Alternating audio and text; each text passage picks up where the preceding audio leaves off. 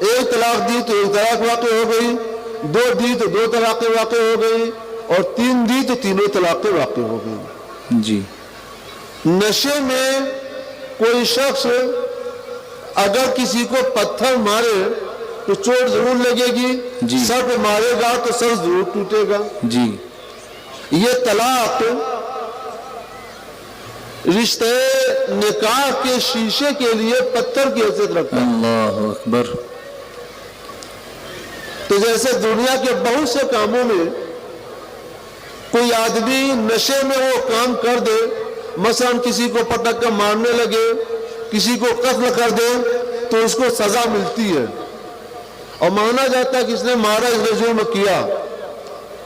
تو دنیا کے بہت سے کاموں میں اس نشے والے کو ہوش والے کے حکم میں مانا جاتا ہے، ایسی طلاق کے بارے میں بھی اس مدہوش کو ہوشی میں مانا جاتا ہے۔